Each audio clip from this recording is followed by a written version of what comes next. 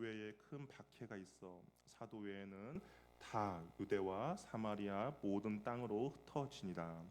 경건한 사람들이 스데반을 장사하고 위하여 크게 울더라. 사울이 교회를 잔멸할새 각 집에 들어가 남녀를 끌어다가 옥에 넘기니라. 그 터진 사람들이 두루 다니며 복음의 말씀을 전할세 빌립이 사마리아 성에 내려가 그리스도를 백성에게 전파하니 우리가 빌립의 말을 듣고도 행하는 표적도 보고 한 마음으로 그가 하는 말을 따르더라. 많은 사람에게 붙었던 더러운 귀신들이 크게 소리를 지르며 나가고 또 많은 중풍병자와 못 걷는 사람이 나으니 그 성에 큰 기쁨이 있더라. 그 성에 시몬이라는 사람이 전부터 있어 마술을 행하여 사마리아 백성을 놀라게 하며 자칭 큰 자라니 낮은 사람부터 높은 사람까지 다 따르며 이르되 이 사람은 크다 일컫는 하나님의 능력이라 하더라. 오랫동안 그 마술에 놀랐으므로 그들이 따르더니 빌립이 하나님 나라와 및 예수 그리스도의 이름에 관하여 전파함을 그들이 믿고 남녀가 다 세례를 받으니 시몬도 믿고 세례를 받은 후에 전심으로 빌립을 따라다니며 그 나타나는 표적과 큰 능력을 보고 놀라니라.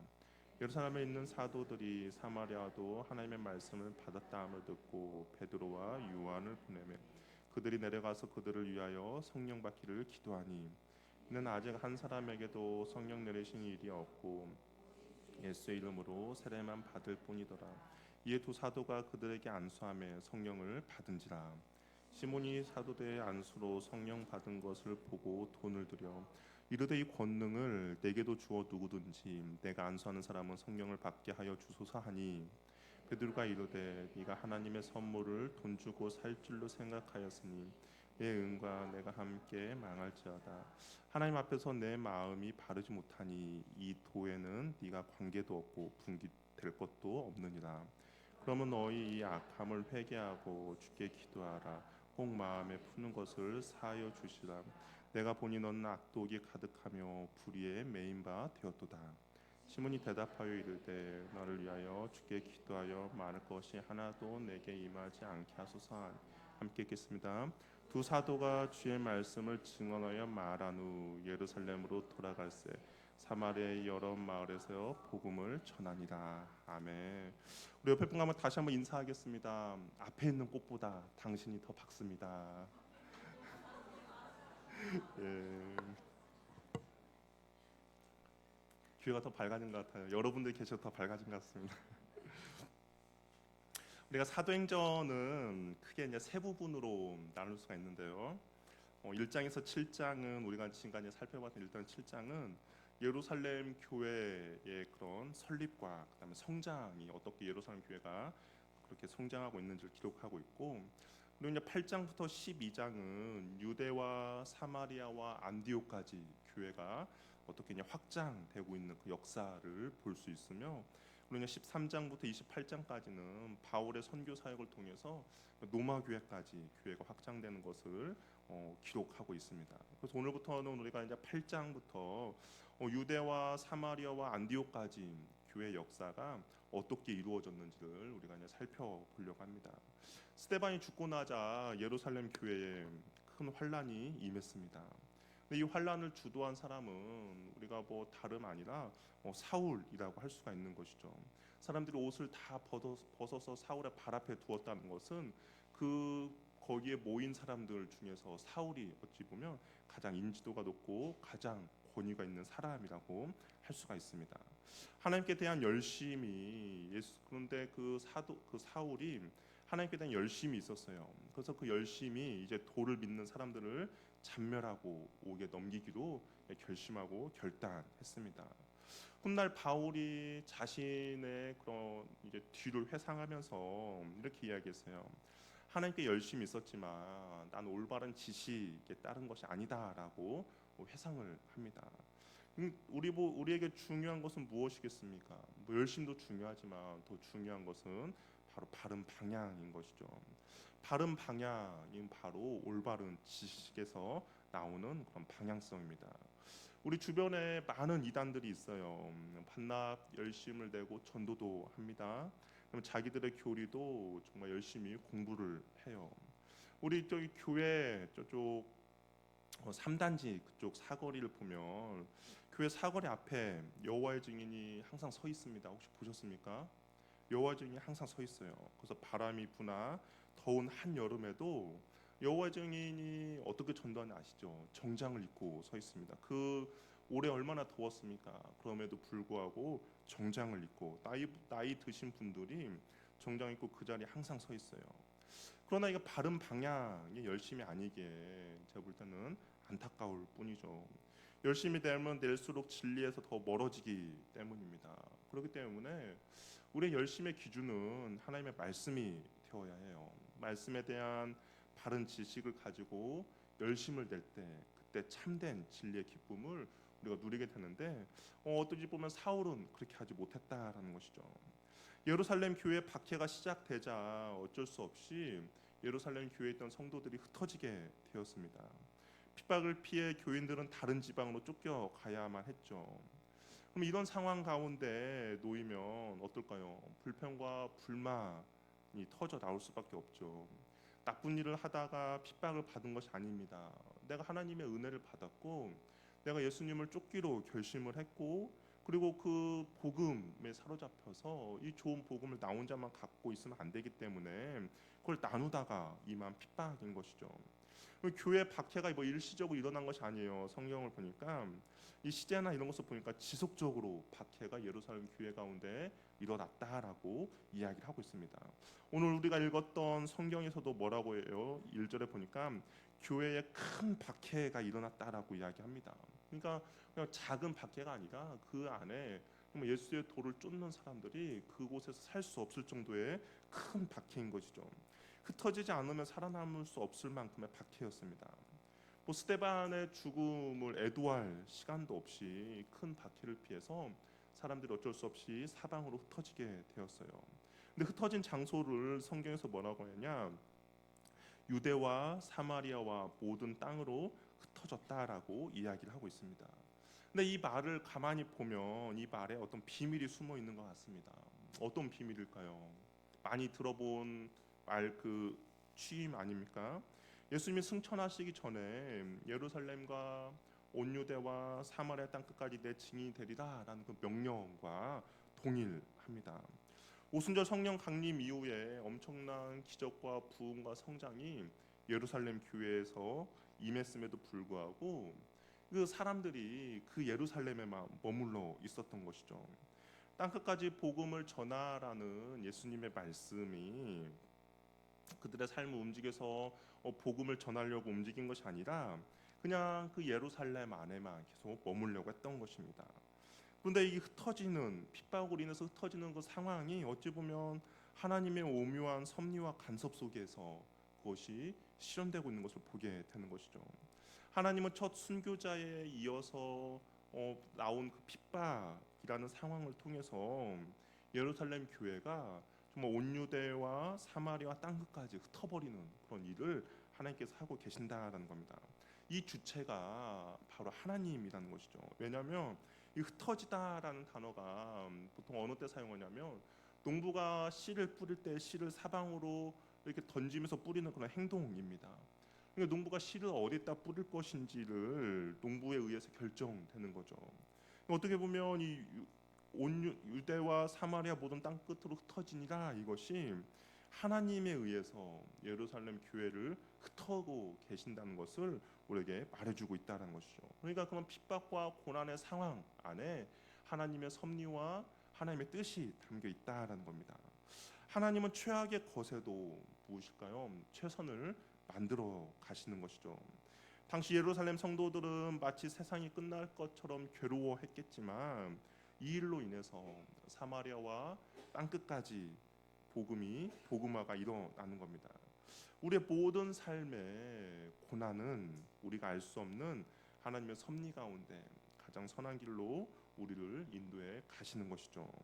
우리 하나님의 그 선하심을 믿고 우리는 나아갈 뿐인 것입니다.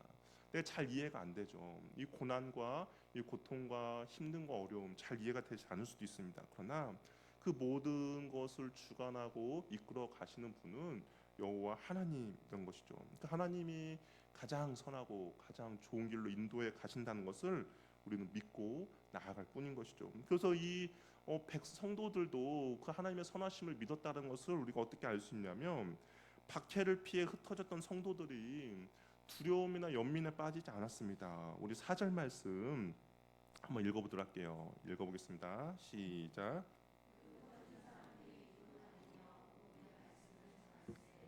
보통 박해를 당하고 그러면 그 박해를 피해서 도망가면 어떻게 하는 것이 정상입니까? 숨는 것이 정상이죠. 숨어 있어서 꽁꽁 숨어서 누구도 날 찾지 못하도록 가만히 있는 것이 정상입니다. 그 방에 숨어 있어도 편치 않는 시간이죠. 그럼에도 불구하고 이들은 어떻겠냐? 복음을 전했다라는 겁니다. 흩어진 성도들이 발길이 닿는 곳곳마다 복음을 증거했어요. 뭐 이들이 시간이 남아서 어쩌다 기회가 와서 전파한 것이 아니라 하나님의 뜻이 무엇인지를 깨달았기 때문입니다. 하나님을 신뢰하며 그 뜻을 구하는 사람들은 슬픔이 온다거나 아니면 슬픔이 온다고 해서 그저 슬퍼하는 것이 아니고 낙심되는 일이 있다고 해서 절망 가운데 낙심 가운데 있는 것이 아닙니다. 기쁠 때에도 슬플 때에도 평안할 때에도 환난의 때에도 하나님 중심으로 생각하고 바라며 나아가는 것이죠.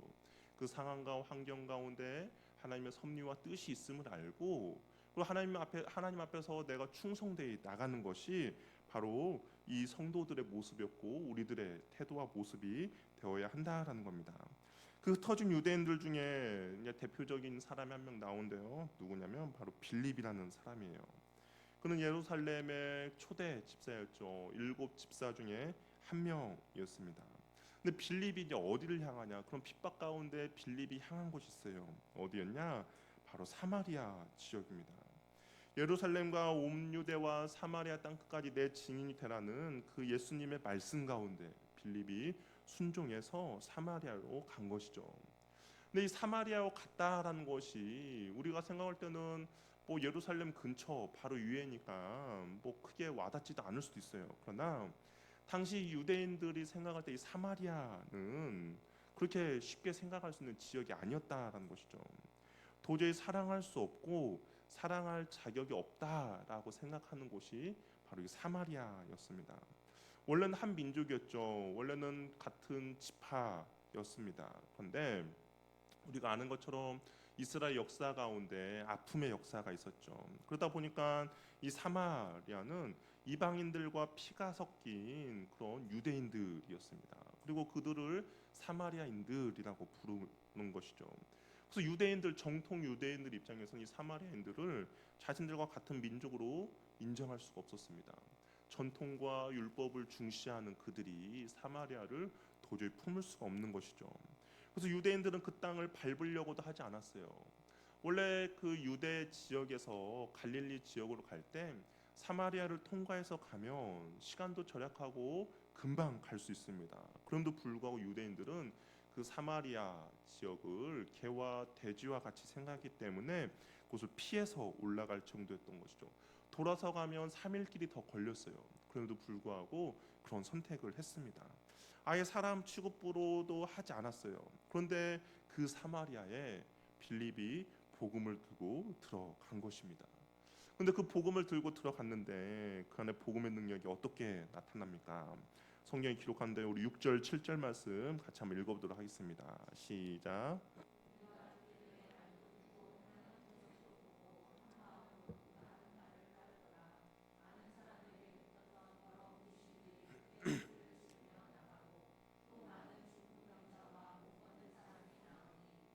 큰 기적과 이적이 나타났다라고 이야기를 하고 있습니다.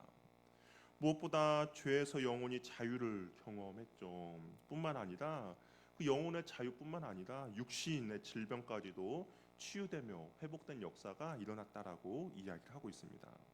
복음은 우리를 자유케 하죠. 예수님께서도 진리를 알지니 진리가 너희를 자유케 하리라라고 말씀하셨습니다.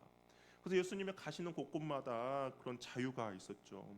죄로부터의 자유, 그리고 마음의 상처로부터의 자유, 또한 육신의 질병으로부터 자유를 예수님 가는 곳곳마다 허락해 주셨고 예수님이 지나가는 곳곳마다 그런 기쁨이 있었습니다. 하나님의 말씀은 우리를 치유하고 회복시키는 거죠. 복음이 전파되자 사마리아 지역에 어떤 일이 일어났습니까? 그 자유를 누리다 보니 자유가 일어나다 보니까 어떤 일이 일어났냐? 8절에 큰 성에 기쁨이 있더라라고 이야기합니다. 이것이 바로 복음의 능력입니다. 해방의 기쁨, 치유의 기쁨, 구원의 기쁨을 주신 것이죠. 우리가 큰 기쁨이 있더라. 이것이 어떤 그냥 순간적인 일시적인 기쁨이 아닙니다. 지속적인 기쁨인 거죠. 고난의 때에도 슬픔의 때에도 기뻐할 수 있는 그런 기쁨이라는 것이죠. 왜 고난의 때에도 슬픔의 때에도 기뻐할 수 있습니까? 우리의 신분이 바뀌고 가치관이 바뀌었기 때문인 것이죠. 기쁨이 희락이라고 할 수가 있는데요. 이 희락은 바로 성령의 열매인 거죠. 이 복음으로 인하여서 성령께서 우리들의 삶을 주관하여 주시고 복음으로 인해서 성령께서 우리의 마음 가운데 함께 거하시기 때문에 바로 누리는 기쁨이라는 겁니다. 성령 통해서 예수님의 다스림이 있는 곳, 예수님의 주인 되신 인생에는 항상 큰 기쁨이 있는 것이죠. 항상 예수님의 말씀에 귀를 기울이고 우리가 그 예수님께서 이루신 그 복음의 길을 가고자 하고 그 복음 우리들의 받아들일 때 우리에게도 이러한 큰 기쁨의 은혜가 일어난다라는 겁니다. 근데 이제 오늘 보니까 빌립뿐만 아니라 한 사람이 더 등장해요. 누구냐? 바로 시몬이라는 사람인데요. 우리 9절에서 11절 한번 시몬이 어떤 사람인지 한번 읽어보도록 하겠습니다. 시작.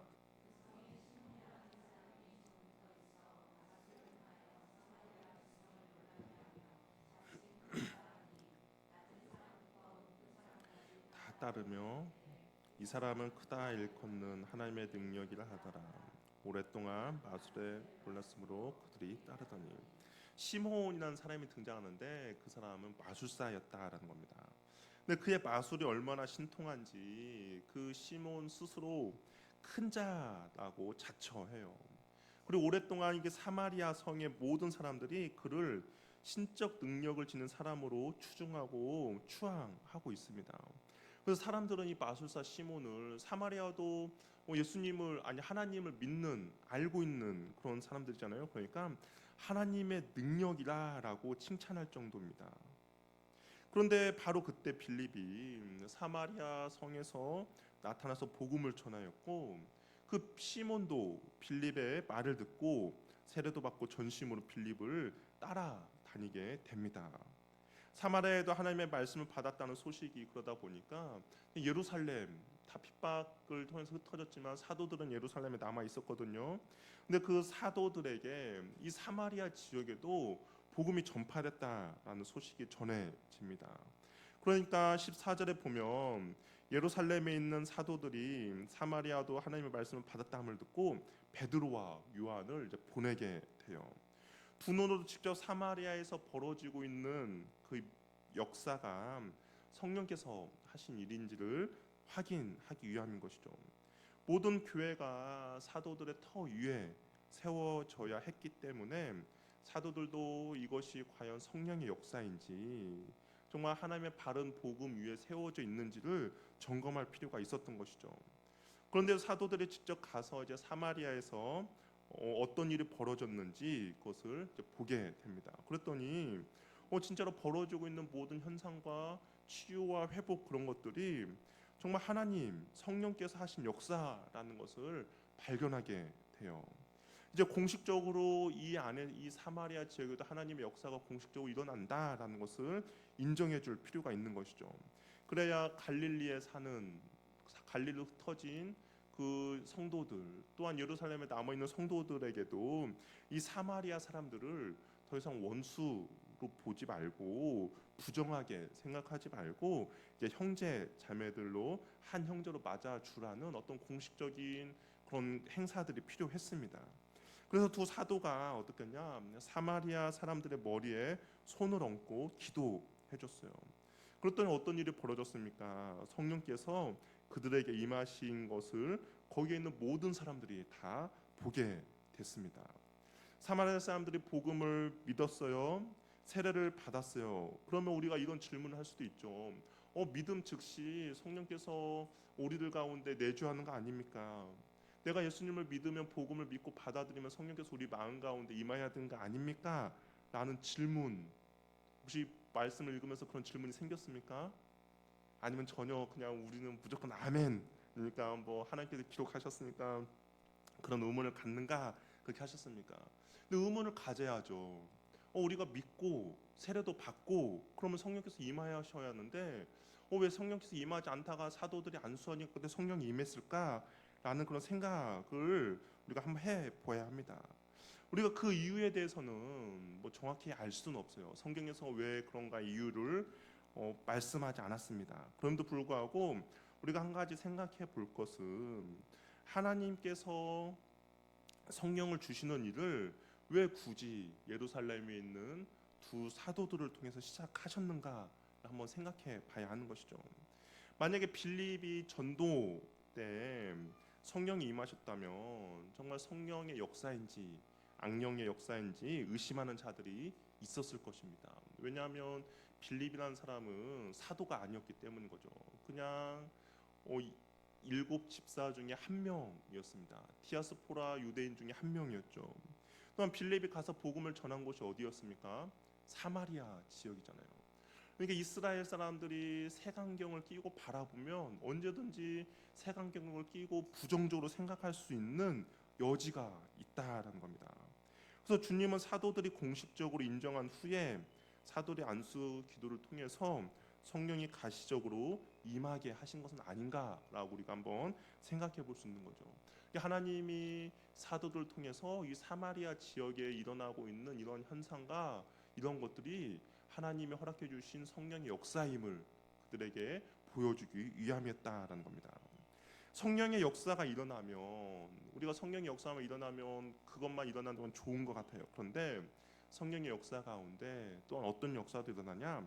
사단도 크게 시험하고 유혹하고 역사하는 것을 보게 됩니다. 우리 18절에서 19절 말씀 우리 한번 같이 읽어보도록 하겠습니다. 한번 읽어볼게요. 시작.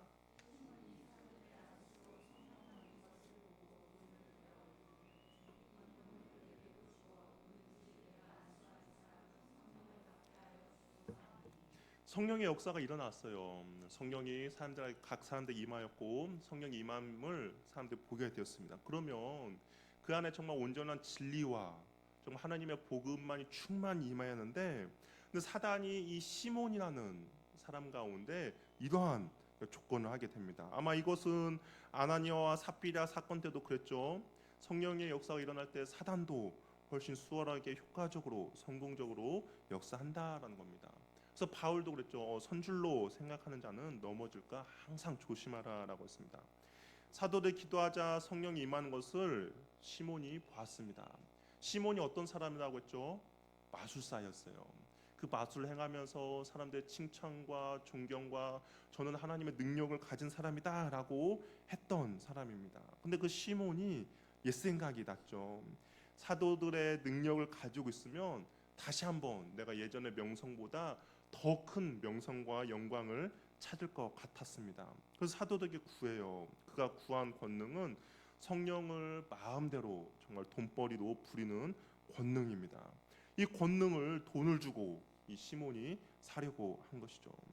회심은 했지만 아직 하나님 나라의 가치관을 온전히 소유하고 그 하나님 나라의 가치관에 순종하는 것은 아니었습니다. 성령은 소유의 대상이 아니라 정말 순종의 대상임을 시몬은 몰랐던 것이죠.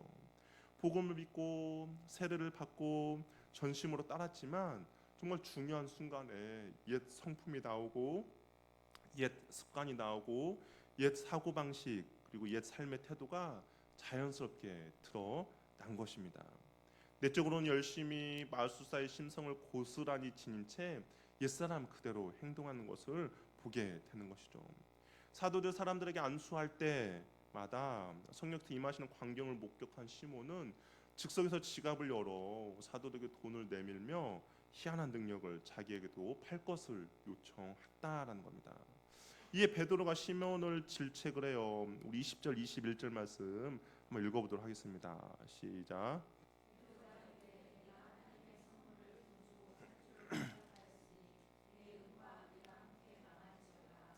하나님 앞에서 네 마음이 바르지 못하니 이 도에는 네가 관계도 없고 분깃될 것도 없느니라. 베드로는 시몬을 향해 네가 은과 네가 함께 망할지어다 책망을 합니다. 하나님을 믿는다면서도 하나님보다 돈의 힘을 더 신뢰하며 성령님의 임재마저도 돈으로 사려 한 것이죠. 모든 것을 돈으로 해결하려는 사람에게 어떻게 하나님의 그런 바른 관계를 맺을 수 있겠습니까? 또 하나님 나라의 분깃을 얻게 되겠습니까? 하나님을 믿는다면서도 옛 삶을 청산하지 못한 채 시몬에 대한 베드로의 책망은 정말 중요하죠. 어찌 보면 우리의 삶도 그렇지 않나라는 생각을 해보게 됩니다. 정말 중요한 순간마다 하나님 나라의 가치관을 가지고 선택하고 따르고 나아가야 하는데, 근데 중요한 순간마다 내 삶의 옛 습관이 나오고 옛 가치관이 나오고 그런 것들이 어찌 보면 우리를 향한 베드로의 책망이지 않나라고 우리가 한번 생각해 보는 것이죠. 그래서 베드로가 시몬에게 회개할 것을 촉구해요. 우리 22절 23절 말씀도 같이 한번 읽어보겠습니다. 시작.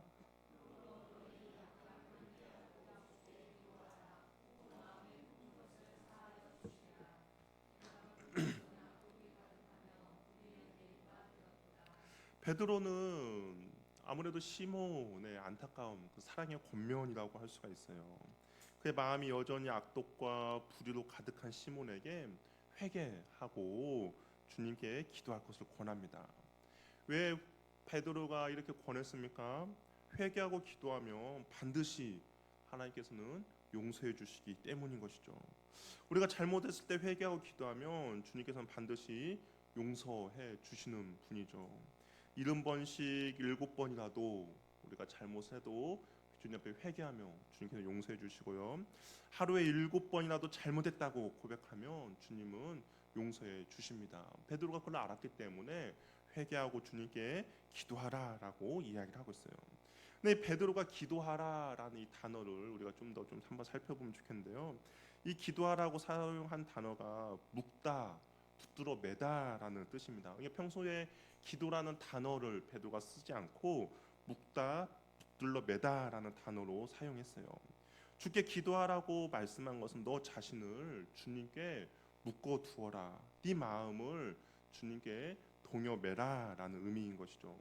이 말은 베드로가 처음 사용한 건 아니었습니다. 예수님께서도 이렇게 기도라는 단어를 사용하면서 너 자신을 주님께 묶으라라고 사용한 적이 있는데요. 우리 누가복음 21장 36절 말씀 한번 읽어보도록 하겠습니다. 한번 읽어볼게요. 시작.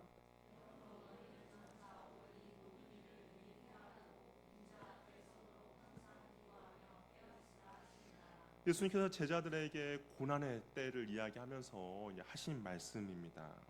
근데 이 고난의 때에 예수님께서 제자들에게 환난 속에서도 주님 앞에 떳떳하게 설 수 있게 항상 기도하라고 명령하셨죠.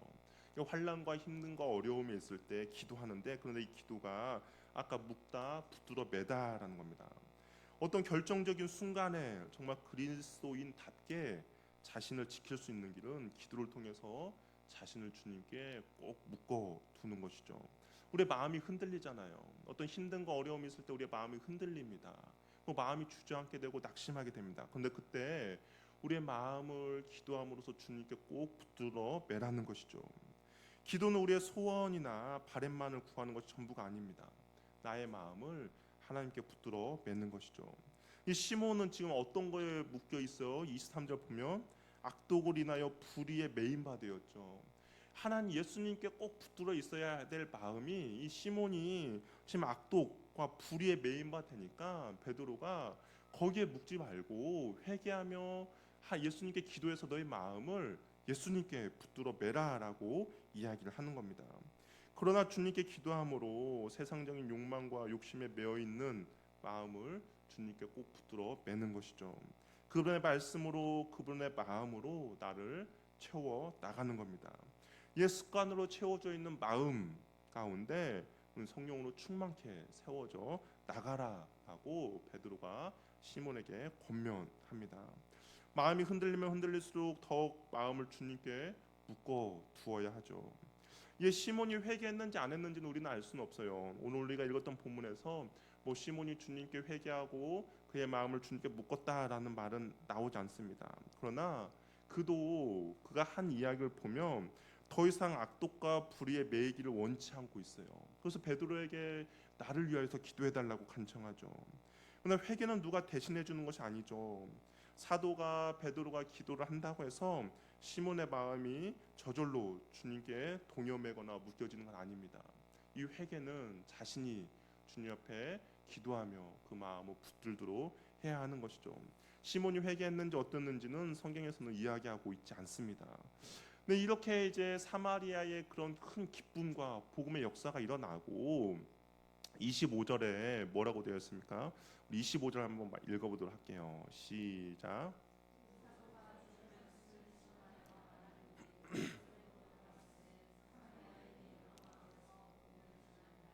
이 사도가 그 사마리아에서 이것은 성령이 참된 진리의 역사다라는 것을 확인을 시켜줬어요.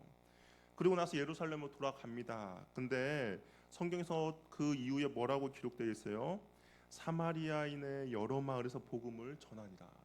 그러니까 예루살렘으로 그냥 돌아가는 것이 아니라 돌아가면서 하나님의 복음을 전하였다라고 이야기를 하고 있습니다. 빌립의 전도 사역으로 시작된 사마리아 전도가 사도들의 복음 증거 사역으로 마무리되고 있는 것이죠. 전에는 사마리아에 불을 내려서 심판을 해달라고 요한 예수님께 간청한 적이 있어요. 사마리아 사람들이 복음을 받아들이지 않으니까 예수님 불을 내려서 저들 태워주세요라고 요한이 그렇게 간청했는데 그건 어떻습니까? 이제 그 땅에 하나님 나라가 임하게 하는 일에 앞장서고 있는 것이죠. 전에는 사마리아 우물가의 여인과 대화하는 예수님을 보고 저러면 안 되는데 라고 생각했던 베드로가 이제 어떻게 합니까? 그들을 한 형제 한 가족으로 인정해주고 복음을 전하고 있다라는 겁니다. 사마리아에도 절대적으로 하나님의 복음이 필요한 지역이죠. 복음은 나의 감정, 생각을 뛰어넘어 하나님의 마음과 시선을 가지고 나아가는 겁니다. 근데 한국 교회는 여전히 이 사마리아와 같은 지역이 있다라는 것이죠. 여전히 동과 서의 지역을 넘지 못하고 있습니다. 이념과 이데올로기, 정치의 벽도 넘어서지 못하는 것이죠. 뭐 SNS 같은데 보면 나와 생각이 다르다라고서 목사들도 그리고 성도들도 서슴없이 비판하고 비난하는 것을 볼 수가 있습니다. 그리고 누군가를 향해서는 여전히 용서하지 못하고 있는 것이죠. 그러나 복음이 필요한 곳이라면 하나님의 마음을 가지고 나의 생각을 내려놓고 감정을 내려놓고 복음을 온전히 전할 수 있는 저와 여러분이 되기를 바랍니다. 이 세상에서 복음이 필요 없는 사람은 아무도 없습니다. 저에게도 복음이 필요하고 여러분들의 복음이 필요하고 또한 이곳에 있지 않는 많은 사람들 세상의 모든 사람들에게도 바로 복음이 필요한 것이죠.